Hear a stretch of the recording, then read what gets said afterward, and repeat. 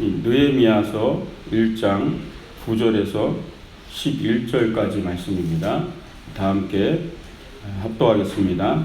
만일 내게로 돌아와 내 계명을 지키게 하면 너희 쫓긴 자가 하늘 끝에 있을지라도 내가 거기서부터 그들을 모아 내 이름을 두려고 택한 곳에 돌아오게 하리라 하신 말씀을 이제 청하건대 기억하옵소서.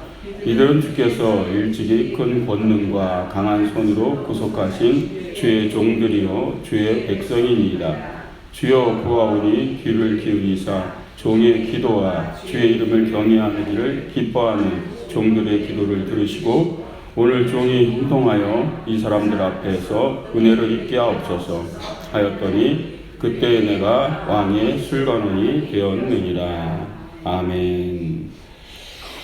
따라 하시기 바랍니다. 삶을 다스리는 기도의 힘.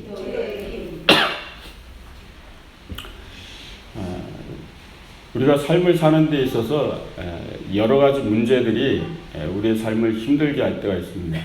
그 중에 많은 것들이 이제 대부분 이제 물질의 문제고, 물질로 공감이 있을 때 많은 사람들이 어려워하죠. 지금 대한민국 같은 경우도 가계부채가 굉장히 커져가고 있어서요. 지금 통계에 의하면 1인당 거의 3천만 원 정도라니까 굉장히 큰 겁니다. 모든 인구수를 계산할 때 1인당 3천만 원의 빚이라고 보면 거의 다 그냥 빚을 지고 산다라는 거죠. 그래서 언제부턴가 이제 푸어족이라는 유행어가 돌기 시작했어요. 푸어족. 그래서 하우스 푸어, 집이 있는데도 가난하다는 거예요. 그러니까 집에 대출금을 갚아서 지내냐고 실질적으로 삶은 굉장히 가난하게 살게 되는 거죠. 그래서 그 한국에 지금 푸어족들이 한 250만에서 300만이 된다 그래요. 그러니까 집을 사고 집 때문에 이제 힘든 거죠. 또 베이비 푸어라는 말이 있어요. 베이비 푸어요. 아이를 낳게 되면 가난하게 된다는 얘기예요. 아이 하나를 키워서 성장시키고 학교를 보내고 다 하다 보니까 그래서 자식을 안 낳겠다는 아이들도 있고요. 또 결혼을 안 하겠다는 이런 청년들도 나오고 그러죠. 그래서 베이비 푸어라는 말도 그래서 나온 거예요. 워킹 푸어라는 말도 있어요.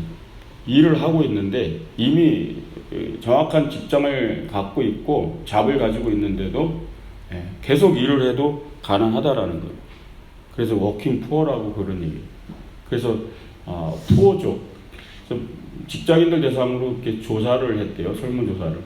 근데 70%가 나는 푸어족이다라고 답변을 했다 그래요. 사람들이 인생을 살면서 내가 가난하다라고 생각하는 거죠. 여러 가지 환경 속에서 가난하다. 사실 이 사회가 약탈적 금융사라고 합니다. 거의 은행권이라든가 보험이라든가 수많은 기관들이 결국은 대출을 해주고 이자를 받기 때문에요. 그런 구조 속에서는 계속 가난해질 수밖에 없다라는 거죠. 금전적 문제가 족쇄처럼 늘 따라다니는 거죠. 그러니까 빛이 늘 따라다니는 거죠. 그러니까 사람들의 마음속에는 뭐요? 내가 가난하다라는 생각을 하게 된다는 거죠. 집이 있고 차도 있고 다 있어도 빛이 있다라는 거죠. 그래서 현대인들에게 이렇게 떠올리는 사자성어 그런 것들을 얘기해봐라 하고 한국 사회에서 사람들한테 물었대요. 그래서 4글자로 자기한테 이렇게 삶에서 떠올리는 단어를 얘기하라 했더니 이런 것들을 얘기했어요. 만원 버스. 늘 그 가득 찬 버스를 타는 것 때문에 아마 그랬나 봐요. 그 다음에 무한 경쟁, 스팸 메일, 김밥 천국. 김밥 천국은 한국은 김밥이잖아요. 여긴 무습이지만요. 그죠? 아침에 그냥 김밥 천국에서 그 1,000원짜리 김밥을 그냥 하나 사서 먹고 출근하는 사람들이 많거든요. 그게 떠오르는 단어들인 거예요, 이게. 카드 결제, 만성 피로, 연금 복권, 이런 단어들이요. 그게 이 직장인들한테 나오는 단어들이었다라는 거예요. 그러니까 이런 거 보면 삶이 뭐요? 이 고달프다라는 거예요. 힘들고 고달프고 어렵고. 그래서 나이가 들면 귀농을 하거나 전원 생활을 꿈꾸는 게 이 현대 도시인들의 어떤 로망과 같은 거예요. 이제 좀 이런 데서 벗어나서 내가 좀 자유하게 살고 싶다 이거죠. 사람들에게서는 다 고통의 소리가 있어요. 각자가 가지고 있는 나만의 고통이 있고 그 고통의 소리를. 근데 그 고통의 소리를 듣기가 어려워요. 현대 사회는. 그걸 감추고 살고 드러내지 않기 때문에. 그 고통의 소리가 조금씩 들려질 때 사실은 회복할 수 있는 길이 열리는 거거든요. 고통의 소리를 들을 수 있고 그 소리를 알 수 있을 때. 감춰진 고통의 소리는 알 수 없기 때문에 회복할 수 있는 길도 없는 거예요. 지금 느헤미야, 오늘 이 본문 말씀이요. 느헤미야는 지금 바사 왕국 시대 때 신하로, 아닥사스다 왕이라는 신하로 있는 거예요. 높은 직위에요. 술 관원장은 비서처럼요. 높은 직위에 있는 사람이지만 먼 이스라엘의 그 고통의 소리요. 그거를 듣기 시작한 거예요. 완전히 예루살렘은 황폐해지고 백성들과 모든 사회적 기반은 다 무너지고 그 고통의 소리가 들려오기 시작했을 때 느헤미야는 이제 회복을 향해 움직이기 시작한다는 거죠. 그래서 우리 역시 우리의 삶에 많은 고통이 있어요. 힘듦이 있고 우리가 갖고 있는. 근데 그것을 안에 가두고 갖고만 있으면 회복의 길이 없다라는 거예요. 고통의 소리가 들려야 회복이 시작된다는 걸 꼭 기억하시기 바랍니다. 한번 따라 하시기 바랍니다. 기도는 고통의 소리에서 비전의 길을 찾는 것이다. 느헤미야가 이제 알게 됐어요. 몰랐었어요. 자기는 바사 왕국에서 술관원장이라는 거의 왕의 비서와 같은 직함을 가지고 너무 풍요롭게 잘 살고 있어서 몰랐어요. 근데 예루살렘의 황폐함과 예루살렘의 나라의 무너짐과 짐승의 때가 돌아다닐 정도로 그 예루살렘 성토가 다 무너진 이야기들, 수많은 백성들의 고통의 소리들이 자기에게 들려지기 시작한 거죠. 그때부터 느헤미야가 뭐 하냐면요, 기도를 하기 시작하는 거예요. 기도를. 고통의 소리, 우리 안에도 고통이 있죠. 거기서 우리가 기도를 통해서 비전을 찾아야 된다는 걸 믿으시기 바랍니다. 느헤미야는 공식과 같이 이걸 찾는 법을 아는 사람이었어요. 그래서 힘들고 어려운 이 상황 속에서 그 길을 찾기 위해서 느헤미야가 한 건 뭐냐면 먼저 엎드리는 거예요. 느헤미야가 들은 소리는 3절 그거예요. 그들이 내게 이르되 사로잡힘을 면하고 남아있는 자들이 그 지방 거기에서 큰 환난을 당하고 능욕을 받으며 예루살렘 성은 허물어지고 성문은 불탔다 하는지라. 이 느헤미야서 1장 3절의 얘기예요. 느헤미야서 처음 시작할 때. 느헤미야가 이 얘기를 듣고요. 어떤 사람들은 이런 고통의 소리를 듣고 그냥 지나칠 수도 있죠. 근데 이 느헤미야는 그렇지가 않은 거예요. 하나님 앞에 이걸 놓고 엎드리기 시작한 거죠. 계속 기도하기 시작한 거예요. 비전의 길은 기도하는 사람에게 열리는 걸 믿으시기 바랍니다. 이걸 어떻게 바꿀 수 있겠어요? 나란 한 개인이 지금 나라도 잃고 예루살렘 성은 다 황폐해지고 사로잡혀서 남아있는 자들도 지금 괴롭힘을 당하고 있는 이런 상황 속에 있는 걸 나 혼자서 어떻게 이거를 해결하겠어요? 그래서 느헤미야가 기도하는 거죠. 느헤미야서 1장 4절에 보면 이런 말씀이 있어요. 내가 이 말을 듣고 앉아서 울고 수일 동안 슬퍼하며 하늘의 하나님 앞에 금식하며 기도하며. 하나님 앞에 계속 엎드렸다는 얘기예요. 기도하고 금식하며. 느헤미야 혼자서 감당할 수 있는 일도 아니고 이 자기가 지금 여기 바사 왕국에 갇힌 몸인데 이걸 어떻게 할 수 있겠어요? 거길 갈 수도 없고요. 엎드리고 또 기도하며 엎드리는 거죠. 그런데 거기서 비전이 열리는 줄 믿으시기 바랍니다. 그게 그래서 오늘 삶을 다스리는 기도의 힘이라는 제목으로 말씀을 나눕니다. 하나님께 우리가 나아가는 이런 삶 속에 기도에는 능력이 있음을 믿으시기 바랍니다. 에스더의 이야기를 잘 아시죠? 왕비로 잘 지내고 있었어요. 그러나 어느 날 모르드게가 찾아오죠. 삼촌이. 우리가 이제 다 죽게 되었다고. 이 백성을 다 살릴 수 있는 하만의 계략으로 온 유대인들이 다 죽게 되었을 때 에스더에게 찾아와서 얘기하죠. 뭐죠? 고통의 소리요. 다 죽게 되었다는 이 고통의 소리가 들려질 때 그때 어떻게 해야 되는가? 에스더가요. 금식하죠. 기도합니다. 내가 죽으면 죽으리이다. 왕이 부르지 않는데 나아가면 죽을 수도 있어요. 그런데 왕이 부르지도 않았는데 그 부름의 자리에 나가죠. 부르지도 않은 자리에. 내가 죽으면 죽으리라는 거죠. 기도는 마음을 움직인다라는 거예요. 기도는 하나님께 엎드려 기도하며 그 기도의 세계 속에서 세상을 움직이고 삶을 다스리고 마음을 움직이는 그런 하나님의 기도의 세계를 경험하시길 주의 이름으로 축원드립니다. 왕의 마음이 어떻게 움직였을 것 같아요? 에스더가 이뻐서요? 그게 아닌 거죠. 금식하고 기도하고 왕의 마음이 에스더의 말을 듣고 움직이는 거예요. 그게 기도의 힘이라는 거예요.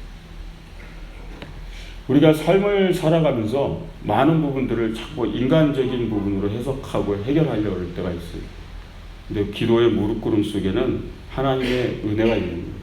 느헤미야 역시 마찬가지였어요. 움직일 수 있는 건 왕의 마음인데 그 왕의 마음을 자기가 어떻게 움직였어요? 기도하고 엎드리고 기도하면서 그리고 왕의 마음을 움직이기 시작한다는 거죠. 우리 삶의 자리에서 우리가 할 수 없는 많은 일들이 있어요. 그러나 하나님의 마음이 움직이면 그게 바로 비전이고 그 길이 열리는 걸 믿으시기 바랍니다. 그분이 들으셔야 돼요. 그분이 움직이셔야 되고요. 그분이 모든 마음을 움직이고 해나가야 돼요. 많은 시간의 엎드림이 필요한 거죠. 많은 시간의 갈 길이 필요할 때도 있어요. 기도는 하나님의 마음을 만나는 자리이기 때문에 그래요. 그래서 우리가 잠깐 기도하고 하나님께 응답받고 하나님의 역사를 체험하는 일들은 흔치 않습니다.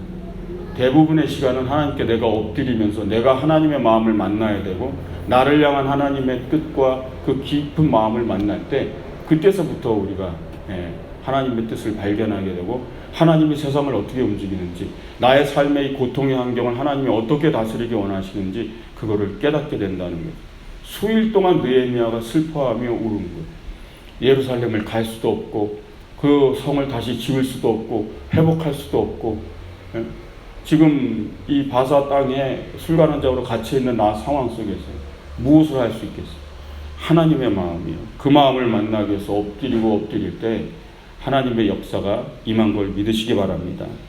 그래서 비전의 길은요, 기도로 찾는 거예요. 고통의 소리가 들린다면, 고통의 환경이 있다면 거기서 기도로 비전의 길을 여시기를 주님의 이름으로 축원드립니다. 그리고 느헤미야는 그 다음 단계를 들어가는 거예요. 한번 따라하시기 바랍니다. 회개는 다시 하나님을 보며 회복의 길을 가는 것이다. 느헤미야는 하나님께 나아가는 데 있어서 이제 회개의 기도를 드리며 하나님을 다시 바라보는 거죠. 이 백성이 그것을 회복하기 위해서 필요했던 것이 회개라는 것을 알았고요. 그 회개를 통해서 회복의 길이 열린다라는 거예요. 많은 사람들이 회복하길 원하죠. 어쩌면 그 회복을 위해서 우리가 엎드려야 되는 것, 그것이 또 하나의 회개의 기도라는 거예요. 회개 없이는 사실 회복이 되지 않는 거예요. 우리가 이렇게 드라마나 이런 그 영화를 보면 이렇게 그 범죄자를 잡아갖고 오면 그 경찰서에서 이렇게 신문을 하는 장면이 나오잖아요. 그러면서 경찰이 범죄자에게 자백을 하라 그러죠. 자백을 안 합니다. 안 했다 그러고 막 자꾸 난 내가 한 것이 아니라고 자기가 했는데도 내가 한 거 아니라고 그러면서 최대한 자백을 하려고 하잖아요. 사람들. 사람 안에 있는 습성은 뭐냐면요. 죄를 자꾸 가리려고 그러는 거예요. 잘못을 자꾸 가리려고 그러는 습성이 있기 때문에. 그래서 잘못을 가리운 상태가 뭐냐면 죄인의 상태인 거예요. 잘못을 가리운 상태가. 그러니까 회복이 되지 않는 거예요. 회복을 하려면은 그거를 인정하고 그거를 바꿔야 회복의 길이 열리는 거거든요. 근데 자꾸 죄를 가리운 상태 속에서는 이게 회복의 길이 열리지가 않는 거예요. 왜? 내가 계속 죄인된 상태이기 때문에 그런 거죠. 그러다가 결국 경찰이 뭐 증거를 대고 뭐 확실한 이런 그 범죄의 사실을 다 가져오면 그제서 자백을 합니다. 그리고 드라마에서도 얘기하잖아요. 이제 마음이 편하다고 해. 자백을 한 다음에 범죄자가 이제 마음이 편안하다고. 왜 그럴까요? 바로 그거예요. 회개라는 것은 이것과 비슷합니다. 과정이. 가리운 상태에서는 계속 불편해요. 마음도 불편하고 삶도 불편하고 편하지가 않아요. 근데 하나님 앞에 그것을 자백을 하고 고하고 회개하고 나면 그게 편해지는 거예요. 이 느헤미야가 이 고통의 소리를 듣자마자 먼저 회개의 기도를 드리기 시작합니다. 그게 느헤미야서 1장 6절과 7절에 나와요. 이제 종이 주의 종들인 이스라엘 자손을 위하여 주야로 기도하오며 우리 이스라엘 자손이 주께 범죄한 죄들을 자복하오니 주는 귀를 기울이시며 눈을 여시사 종의 기도를 들으시옵소서. 나와 내 아버지의 집이 범죄하여 주를 향하여 크게 악을 행하여 주께서 주의 종 모세에게 명령하신 계명과 율례와 규례를 지키지 아니하였나이다. 이제 이 시작점을 아셔야 돼요. 느헤미야가 당장 가서 예루살렘 성을 회복하겠다고 뛰어가는 게 아니에요. 지금 느헤미야는 뭐부터 하죠? 국가적 범죄와 민족적 범죄와 이스라엘 민족을 향한 하나님과의 언약을 지키지 못하고 계명을 지키지 못한 조상들과 그 수많은 사람들의 죄를 모여 회개하면서 기도하거든요. 우리가 범한 잘못들을. 이게 바로 하나님 앞에 이 마음의 문을 여는 중요한 기도라는 거죠. 그래야 풀어지는 거거든요. 많은 분들이 환경 속에서 기도하고 구하여도 풀리지 않는 이유 중에 하나는 바로 회개의 자리를 들어가지 못해서입니다. 무엇을 회개해야 될지도 모르고 내가 회개의 삶 속에서 깊은 은혜를 경험해야 되는 그 부분을 놓칠 때가 많다는 거예요. 여러분 다윗 역시 마찬가지였어요. 다윗의 범죄요. 우리아의 아내를 빼앗고 우리아를 전방에 내보내서 죽였을 때 다윗이 회개하지 않습니다. 보죠? 자백하지 않는다고요. 가리우고 있는 상태예요. 그러니까 죄인된 상태예요. 불편하죠. 편하지 않죠. 계속 그 상태를 유지하다 나단 선지자가 꾸짖으면서 그것을 자백하게 되는 거죠. 근데 그 시편의 기도를 보면요. 다윗이 이런 기도를 해요. 시편 51편 3절에 보면 물은 나는 내 죄가를 아오니 내 죄가 항상 내 앞에 있나이다. 다윗이 진짜 자기 자신을 고백한 거예요. 하나님. 결국 죄가 내 앞에 이렇게 있었다는 거예요. 그래서 내가 이 죄를 모르지 않다 이렇게 얘기해요. 가릴 수 있는 것이 아니었다라는 거죠. 그게 다윗의 기도예요. 9절에도 얘기합니다. 주의 얼굴을 내 죄에서 돌이키시고 내 모든 죄악을 지워주옵소서. 하나님의 얼굴이 늘 거기 있으셨다는 거예요. 내 죄 앞에. 하나님이 늘 보고 계셨다라는 거예요. 그게 다윗이 느낀 감정을 시편에 그대로 노래한 거예요. 내가 죄를 붙들고 그걸 회개하지 않고 가리우고 있을 때 항상 죄가 내 앞에 있었고 하나님의 얼굴은 늘 그거를 보고 있었다라는 거예요. 그러면서 51편 10절 11절에 이렇게 얘기합니다. 하나님이여 내 속에 정한 마음을 창조하시고 내 안에 정직한 영을 새롭게 하옵소서. 나를 주 앞에서 쫓아내지 마시며 주의 성령을 내게서 거두지 마옵소서. 우리가 찬양으로 부르던 이 가사의 유명한 내용을 하나님께 고백하는 거죠. 자신에게 정한 마음을 정직한 영을 회복시켜 주시옵소서. 그게 다윗이 원했다는 회복이었던 거예요. 가리울 수 있는 것이 아니었고 덮을 수 있는 것이 아니었다라는 거예요.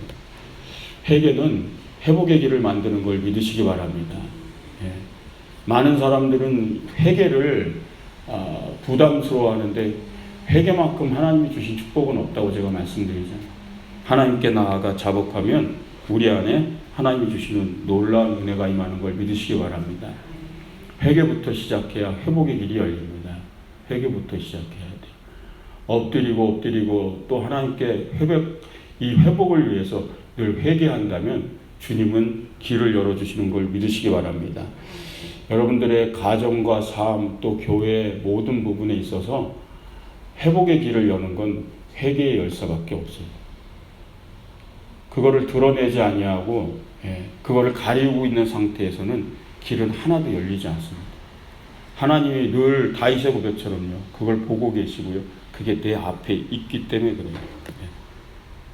예레미야는 고통의 소리를 들었고 이스라엘을 회복하기 원했죠. 근데 느헤미야는 그거부터 본 거예요. 늘 하나님이 보고 계신 이스라엘 백성들이 아무도 회개하지 않은 죄를 그거를 엎드려 기도하기 시작한 거예요. 느헤미야 1장 9절 이런 말씀이 있어요. 만일 내게로 돌아와 내 계명을 지켜 행하면 너희 쫓긴 자가 하늘 끝에 있을지라도 내가 거기서부터 그들을 모아 내 이름을 두려고 택한 곳에 돌아오게 하리라 하신 말씀을 이제 청하건대 기억하옵소서. 느헤미야의 기도문이에요. 우리가 하나님께 회개하면 쫓긴 자들을 하늘 끝에서라도 모아서 하나님이 택한 곳으로 다시 모으실 줄 믿습니다. 이걸 제발 기억하여 주옵소서. 이게 느헤미야의 기도예요. 그리고 느헤미야의 기도대로 이 말씀은 그대로 이루어집니다. 하나님 응답하시고 백성들이 돌아오고 성은 회복되고 하나님의 그 놀라운 회복의 길이 열린 걸 믿으시기 바랍니다. 회개는 다시 돌아오게 하는 거예요. 회개가 아니면 돌아올 수가 없는 거예요. 회복의 길은 없어요. 유일한 회복의 길은 회개밖에 없는 거예요. 하나님께 엎드려 다시 또 이 느헤미야의 기도, 삶을 다스리는 이 기도요. 회개의 기도를 통해서 회복의 길을 여시기를 주님의 이름으로 축원드립니다. 세 번째 따라하시기 바랍니다. 기도하면 하나님의 선한 손이 형통의 길을 만든다. 형통한 삶을 꿈꾸죠. 우리는요. 하나님 앞에 우리가 형통의 길을 가기를 원합니다. 근데 형통이라는 것은 우리가 생각하는 것과 많이 달라요. 요셉의 그 이야기를 보면 요셉의 형통은 우리가 보는 환경 속의 형통은 아니었어요. 늘 힘들고 어려운 고통의 시간 속에서 하나님은 근데 형통의 길을 여셨다고 얘기해요. 창세기를 보면 39장 2절 3절에 이런 말씀이 있어요. 야곱께서 요셉과 함께 하심으로 그가 형통한 자가 되어 그의 주인 애굽 사람의 집에 있으니 그의 주인이 야곱께서 그와 함께 하심을 보며 또 야곱께서 그의 범사에 형통하게 하심을 보았더라. 형들에 의해서 이 노예로 팔려가서 보디발 장군의 집에 노예로 지나고 있는 거죠. 그런데 요셉이 형통했다라고 성경은 기록하고 있는 거죠. 하나님이 함께 하심으로 형통하였고 많은 사람들이 요셉의 형통을 보았다 이렇게 얘기하고 있거든요. 고통의 환경이 맞아요. 고통의 환경이 바뀐 거는 아니에요. 형들에게 배신당하고 노예로 끌려와서 그게 무슨 형통의 삶이에요. 그런데 거기서 형통을 사람들이 요셉의 형통을 봤다 그러죠. 하나님이 함께 하심으로. 죄수가 됐을 때도 이 말씀은 똑같이 기록되어 있습니다. 39장 22절 23절 보면 간수장이 옥중 죄수를 다 요셉의 손에 맡김으로 그 재반 사물을 요셉이 처리하고 간수장은 그의 손에 맡긴 것이 무엇이든지 살펴보지 아니하였으니 이는 야곱께서 요셉과 함께 하심이라. 야곱께서 그를 범사에 형통하게 하셨더라. 무명을 써서 죄수가 돼서 감옥에 들어갔어요. 그런데 야곱께서 그를 형통하게 하셨더라 이렇게 나와요. 환경은 형통한 게 전혀 아니죠. 정말 형통한 것이 아니죠. 억울하고 이거는 우리가 볼 때는 형통이 아니라 완전 불통이죠. 근데 하나님이 함께 하심으로 그 안에서도 형통한 일이 만들어지고 그 안에서도 형통한 일을 열어준다라는 거예요. 간수장에게 은혜를 받게 하시고 노예가 됐을 때 주인에게 또 은혜를 받게 하시고 여기 아주 중요한 교절이 있죠. 은혜를 받게 하셨다. 그 은혜를. 그것을 보고 사람들은 요셉이 형통한 걸 봤다 이렇게 얘기해요. 우리의 삶 속에서요. 하나님의 은혜를 우리가 받는다면 그게 형통인 줄 믿으시기 바랍니다. 누가 봐도 저 사람이 환경적으로 지금 어려운 환경인데 하나님의 은혜를 경험하고 있는 것 같다 그러면 그분은 형통한 줄 믿으시기 바랍니다.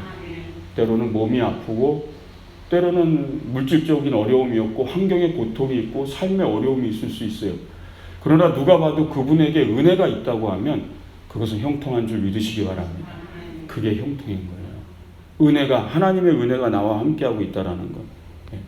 수치와 조롱을 당하고 때로는 멸시를 당하고 때로는 따돌림을 당하고 때로는 홀로 남아있을지라도 그래도 그 사람에게 은혜가 있다라면요. 그건 형통인 줄 믿으시기 바랍니다. 우리가 바라봐야 될 아주 중요한 거예요. 하나님의 은혜가 있다라는 건 뭐냐면 하나님의 손이 그를 붙들고 있다라는 거예요. 돕고 계시다라는 거예요. 그게 요셉이었던 거예요.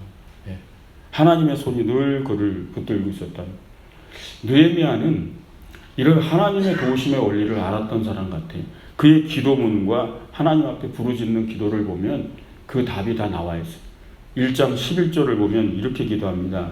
주여 구하오니 귀를 기울이사 종의 기도와 주의 이름을 경외하기를 기뻐하는 종들의 기도를 들으시고 오늘 종이 형통하여 이 사람들 앞에서 은혜를 입게 하옵소서 하였나니 그때에 내가 왕의 술관원이 되었느니라. 네. 지금 느헤미야의 기도문이에요. 오늘 종이 형통하여 뭐죠? 하나님의 은혜를 입게 하옵소서예요. 알았던 거예요. 하나님의 은혜를 입는 것이 형통인 것을 알았던 거. 그래서 내게 주님의 은혜를 입혀 주시옵소서. 그때 내가 술관원이 되었느니라 이렇게 나오죠. 그럼 이 느헤미야서의 그 내용들은 설교 때 들어서 많이 아실 거예요. 수심에 찬 얼굴을 하고 있어요. 왕이 묻습니다. 너 왜 얼굴이 그러냐? 너 뭔 근심이 많아서 이러냐? 그럼 이건 말도 안 되는 얘기거든요, 사실은. 술관원장의 역할이 뭔데요? 왕과 말 그대로 술자리라면서 왕의 근심을 덜어주는 역할을 하는 게 그게 느헤미야의 직무예요. 근데 거꾸로 자기가 근심을 얼굴을 하고 있고 왕이 그거를 묻는다라는 건 이 직무유기와 같은 거죠. 근데 뭐요? 하나님의 은혜를 입고 있으면 형통한 줄 믿으시기 바랍니다. 네. 그 수심에 가득 찬 얼굴 가운데 있지만 그가 하나님의 지금 은혜를 입고 있는 거거든요. 그러니까 왕이 오히려 묻는 거예요. 너 무슨 일이 있길래 얼굴에 수심이 가득하냐?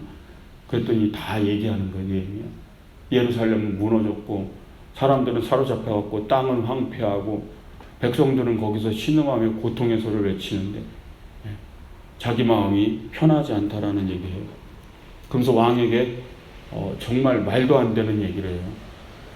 제가 예루살렘에 갈 수 있도록 총독들에게 다 조서를 써달라고. 그럼 이게 하나님의 은혜가 아니면 있을 수도 없는 얘기죠. 근데 왕이 해주겠다 그래요. 근데 느헤미야 거기서 멈추지도 않아요. 가서 왕 문부터 예루살렘 성문과 성을 재건하기에 필요한 모든 토목, 나무요. 그거를 조달해달라면 조서도 또 써달라고 그래요. 왕의 조서 하나면 그걸 다 보내주니까. 근데 왕이 또 그걸 허락합니다. 물질적인 지원, 행정적인 지원, 모든 인적 지원, 다 해달라는 거예요. 근데 그 왕이 그걸 다 해줘요. 하나님의 은혜요. 주의 손이 나를 도우신다는 하나님의 은혜를 입으면 놀라운 역사가 임하는 걸 믿으시기 바랍니다. 혼자서 안 되죠. 혼자서 어떻게 예루살렘 성을 재건해요? 혼자서 그 어려운 땅의 그 상황과 고통의 상황을 어떻게 해결해요? 근데 오직 주의 은혜를 입게 하여 주시옵소서. 하나님의 은혜를 입으면 그 은혜를 입은 사람 한 사람을 통해서도 주님의 놀라운 역사가 임하는 걸 믿으시기 바랍니다. 하나님의 도우시는 손이요. 그 손에 움직임이 있다라는 거예요. 그게 느헤미야가 그걸 보여주고 있는 거예요. 오직 기도였어요. 느헤미야가 한 게 뭐가 있어요, 지금? 1장, 2장을 거쳐서 쭉 읽어보세요. 느헤미야가 한 것은 기도밖에 없어요. 하나님께 엎드린 것밖에 없어요. 그리고 진짜 움직이신 분은 하나님이신 거예요. 하나님의 손이 움직이면 놀라운 역사가 일어나는 걸 믿으시기 바랍니다. 형통이요. 형통은 주의 은혜를 입는 거예요. 주의 은혜를 입은 사람은 하나님의 손이 도우시기 때문에 주님의 손이 형통의 길을 여는 걸 믿으시기 바랍니다. 느헤미야는 이 역사를 그대로 이루어지게 되죠. 그래서 2장 8절에 보면 이렇게 얘기해요. 또 왕의 살림 감독 아삽에게 조서를 내리사 그가 성전에 속한 영문의 문과 성곽과 내가 들어갈 집을 위하여 들보로 제목을 내게 주게 하옵소서 하며 내 하나님의 선한 손이 나를 도우심으로 왕이 허락하고. 왕과의 대화에서요 결국은 왕이 다 허락해 준 거예요. 느헤미야가 가는 모든 것, 성을 질 수 있는 모든 것들을 왕이 다 허락해 주셨다라는 거죠. 내 하나님의 선한 손이 나를 도움으로. 이 말씀의 구절이 은혜인 거죠. 내 하나님의 선한 손이 나를 도움으로. 그 선한 손의 도우심을 받으며 사시길 주의 이름으로 축원드립니다. 사실 이 땅에 살면서 내 힘으로 내 손으로 할 수 있는 일이 많지 않아요. 내 손으로 읽어낼 수 있는 일들이 그렇게 크지 않아요. 근데 우리는 가끔씩 그것을 착각을 할 때가 있어요. 내 손으로 많은 일을 할 수 있다고. 내 손으로 많은 것을 읽어낼 수 있다고. 그렇지 않습니다. 하나님의 선한 손이 도울 때 형통의 길이 열리는 걸 믿으시기 바랍니다. 가정과 개인과 삶, 모든 교회의 삶도 마찬가지예요. 하나님의 선한 손이 움직이려면요, 엎드리셔야 되는 거예요. 기도하지 아니하고는 그 길이 열리지 않는 걸 꼭 믿으시기 바랍니다. 오늘 기억하시기 바랍니다. 느헤미야가 어떻게 하나님께 나아갔는 거예요. 고통의 소리가 들려요. 고통의 소리가 들려져야 돼요. 그 소리를 감춰서는 회복의 길이 없어요. 그것을 고칠 수 있는 길이 없어요. 느헤미야도 몰랐어요. 예루살렘의 고통의 소리를 듣는 순간부터 느헤미야는 기도를 시작했고, 거기서부터 비전의 길이 열렸는 줄 믿으시기 바랍니다. 기도의 시작이 바로 곧 비전이 열리는 시작점이라는 거예요. 여러분들의 삶 속에서 힘들고 어려운 자리에서 기도를 시작하시기 바랍니다. 하나님의 비전의 길이 열릴 때까지 엎드리시기 바랍니다. 그리고 회복하기 원한다면 회개를 시작하셔야 돼요. 회개 없이는 회복의 길이 열리지 않아요. 하나님께 또 엎드려 진정한 회복을 꿈꿀 때 정말 이 회개의 기도는 우리의 삶의 모든 이 갇혀져 있는 것들을 다 열릴 수 있는 아주 중요한 키와 같아요. 끌어안고 있는 한은 회복의 길은 없어요. 죄를 끌어안고 있는 한은 그냥 죄인된 상태일 뿐이에요. 그것을 하나님 앞에 외치고 엎드릴 때 거기서 회복의 길이 열리는 걸 믿으시기 바랍니다. 기도하면 하나님의 선한 손이 우리를 도우십니다. 그 손이 진정한 형통의 길을 만듦을 믿으며 늘 엎드리시기 바랍니다. 신앙생활은 하나님을 위대하게 만드는 거예요. 내가 높아지는 순간 신앙의 길은 믿음의 역사 아무것도 없어요. 높은 사람에게는 어떤 역사도 일어나지 않아요. 제가 알고 있는 그저 신앙생활하면서 얻었던 하나의 길이에요. 하나님이 높아지셔야 되고 하나님이 위대해지셔야 되고 하나님의 영광을 받으셔야 되고, 그것이 될 때 신앙의 길에 내게 하나님의 은혜의 역사가 임하는 걸 꼭 믿으시기 바랍니다. 내가 높아지고 내가 위대해지려 하고 내가 그 자리에 서려 하면 하나님의 영광은 없어요. 하나님의 손에 도우심과 형통도 없어요. 우리는 무엇부터 엎드려야 되는지를 깨달아야 됩니다. 하나님께 엎드리면서 먼저 회개의 문을 두드리시기 바랍니다.